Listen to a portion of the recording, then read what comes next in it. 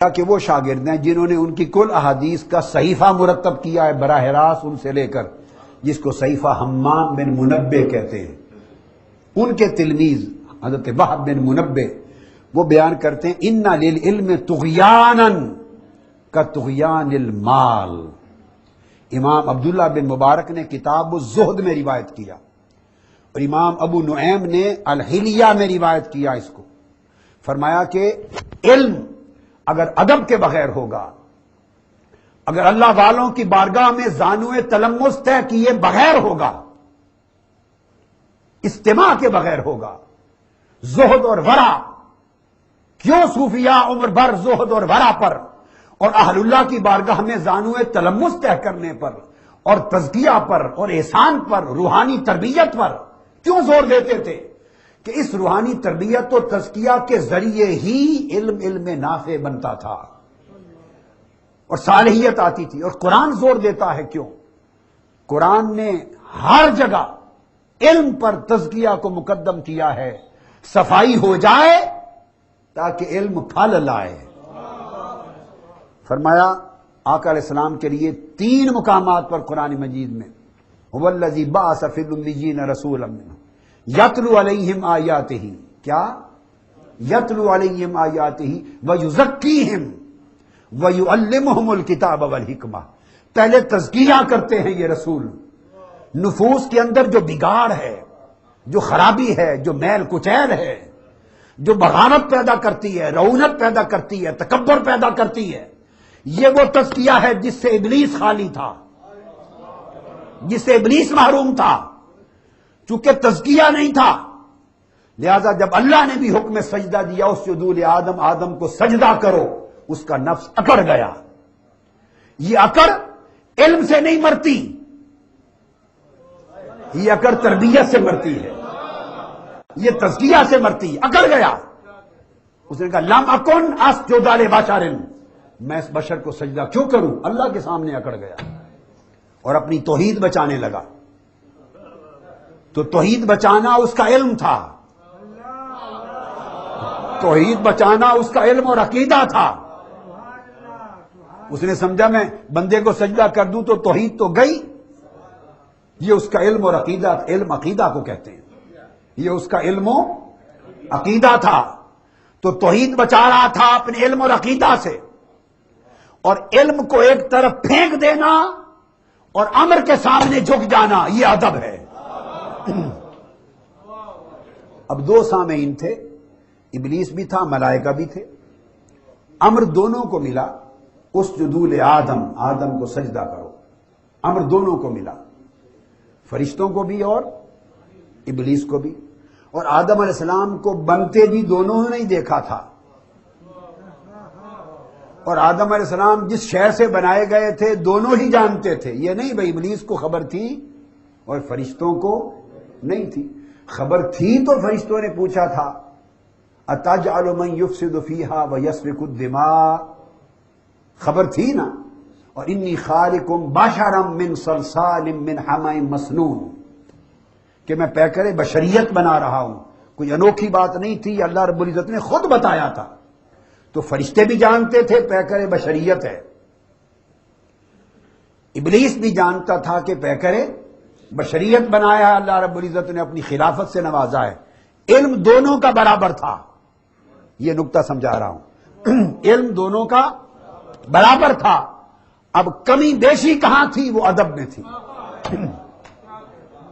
یہ ایک نقطے کی بات ہے، کتابوں میں نہیں ملے گی آپ کو، اور ہم نے بھی ساری زندگی کتابوں میں نہیں پڑھی، کسی کتاب میں نہیں پڑھی، بس اگر پڑھی ہے تو ایک ہی کتاب سے، اور وہ قرآن، اللہ کی کتاب سے، اللہ کی کتاب سے ہی پڑھا ہے۔ اس کو تمام سامعین، آپ بھی اور لاکھوں کروڑوں لوگ جو سنیں گے آپ کی وساطت سے، اس نقطے کو ذہن میں رکھ لیں۔ علم میں دونوں برابر تھے، علم تھا انی خالق بشرا من صلصال من حمأ مسنون، کہ میں ایک پیکر بشریت بنا رہا ہوں۔ صلصال اور حمأ مسنون سے ایک پروسیجر تھا، ایک کیمیکل کانسٹیٹیوشن تھا۔ فَإِذَا سَوَّيْتُهُ وَنَفَخْتُ فِيهِ مِن رُّوحِي فَقَعُوا لَهُ سَاجِدِينَ، اپنی روح پھونکوں گا تو سجدہ کرنا۔ تو سجدہ اس کی بشریت کو نہیں کروا رہا، سجدہ اس نور حق کو کروا رہا ہوں جس کا چراغ اس کے باطن میں جل آیا ہے. یہ سجدہ تعظیم کے لیے تھا، مگر پیکر بشریت کو سجدہ نہیں کروا رہا. وَنَفَخْتُ فِيهِ مِن رُوحِي، جب اپنی روح نور کا چراغ پھونک لوں، فَقَعُوا لَهُ سَاجِدِينَ، اس نور حق کے چراغ کے سامنے سجدہ ریز ہو جانا. اب علم میں دونوں برابر تھے، ابلیس بھی اور ملائکہ بھی. علم اور عقیدہ سب کو معلوم ہے کہ کیا ہے. اب ہوا کیا؟ حکم اسجدوا لآدم، ملائکہ گر پڑے، سجدہ ریز ہو گئے. امر سن کر، میں لفظ بول رہا ہوں، امر الہی پر سجدہ ریز ہو گئے. ابلیس اکڑ گیا. پوچھا کیوں؟ اس نے کہا لم اکن اسجد لبشر، میں بشر کو سجدہ کیوں کروں؟ اب اس کا یہ کہنا کہ میں بشر کو سجدہ کیوں کروں، علم غیب تھا اس کے پاس؟ کہیں سے سنا تھا نا؟ کہیں سے سنا تھا یا نہیں؟ زبان الوہیت سے سنا تھا. علم دونوں نے وہیں سے لیا تھا. جہاں سے ابلیس کو علم ملا تھا، ملائکہ کو بھی علم وہیں سے ملا تھا. علم کا سورس بھی ایک تھا، علم کا رتبہ بھی ایک تھا، معلومات ایک جیسی تھی.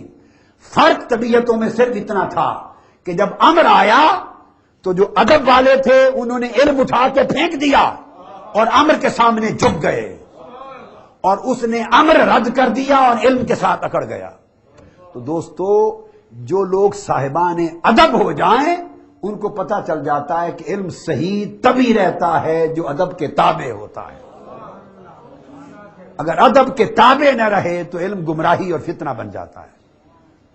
اس لیے امام عبداللہ بن مبارک حضرت وہب بن منبہ سے روایت کرتے ان للعلم طغیانا کطغیان المال، کہ لوگوں علم سے اسی طرح سرکشی پیدا ہوتی ہے، رعونت پیدا ہوتی ہے، علم سے اسی طرح تکبر پیدا ہوتا ہے اور تواضع اور انکساری نکل جاتی ہے اور بندہ اکڑ جاتا ہے علم کے ذریعے اسی طرح جس طرح مال و دولت بندے کو سرکش بنا دیتی ہے. آپ دیکھتے ہیں نا، غریب آدمی ہو تو عاجز ہوتا ہے، جھک جھک کے سلام کرتا پھرتا ہے. جو مال آتا جاتا ہے اور امیر ہوتا چلا جاتا ہے تو اس کے رنگ ڈھنگ بھی بدلتے چلے جاتے ہیں، اکڑ جاتا ہے. وہی دو ہاتھوں سے سلام کرنے والا عزت سے دوسروں کو، جب مال دولت بڑھ جاتا ہے تو اس طرح اکڑ کے ایک ہاتھ سے سلام کرتا ہے، پھر ایک دو انگلیوں سے کرتا ہے، اور پھر ہاتھ ہی نہیں ملانا گوارا کرتا، پھر ایسے کر دیتا ہے، ایسے ایسے. ہاں بھئی تمہارا سلام قبول ہے. یہ کیا ہے؟ طغیان ہے، نفس کی سرکشی ہے، بغاوت ہے. جس طرح مال و دولت کی کثرت بغاوت لاتی ہے، فرمایا علم بھی بغاوت لاتا ہے. اب اس بغاوت کا علاج کیا ہے؟ وہ ادب ہے. علاج کیا ہے؟ وہ ادب ہے. ادب کہاں سے آتا ہے؟ کتابوں سے نہیں آتا، ادب والوں کے سامنے گھٹنے ٹیکنے سے آتا ہے، زانو ادب طے کرنے سے آتا ہے، استماع سے آتا ہے، اہل اللہ کی بارگاہ میں بیٹھنے سے آتا ہے، تربیت سے آتا ہے، تزکیہ سے آتا ہے. اس لیے قرآن جگہ جگہ کہتا ہے یزکیہم ویعلمہم الکتاب والحکمہ. پہلے تزکیہ فرماتے ہیں پھر علم دیتے ہیں. تو جب اللہ کے رسول نے ایسا نہیں کیا کہ علم بغیر تزکیہ کے نہیں دیا، تو ہم اگر علم بغیر تزکیہ کے لیے پھریں گے تو طغیان آئے گا، اور اس طغیان سے جب تقریریں ہوں گی تو امت میں فتنہ پیدا ہوگا. یہ بڑی بنیادی بات. اب میں عرض کر رہا تھا کہ ادب اگر نہیں ہے تو دین کا پورا تصور بگڑ جاتا ہے ادب کے بغیر. آقا علیہ السلام کے دست مبارک اور قدمین شریفین تو چومتے ہی تھے. میں تو امت کے اندر جو صحابہ کرام کے اندر شیوہ ادب تھا وہ آج کوٹ کرنا چاہتا ہوں. ان کا شیوہ ادب کیا تھا؟ امام بخاری روایت کرتے ہیں اپنی کتاب الادب المفرد میں. الادب المفرد پورا دین سکھایا ہے انہوں نے اس کتاب میں. آداب دین کے ویلیوز، ایٹیکیٹس، رائٹس، ڈیوٹیز سکھائی ہیں اور نام ادب رکھا ہے. یعنی تصور دینا یہ چاہتے ہیں کہ دین ہے ہی ادب کا نام، اور وہ سرے سے ادب ہی اگر کم ہو گیا تو دین کا فہم کیا ہوگا. تو امام بخاری نے الادب المفرد میں روایت کیا، حدیث نمبر 973. حضرت عبد الرحمن بن رزین روایت کرتے ہیں قال مررنا بالربضہ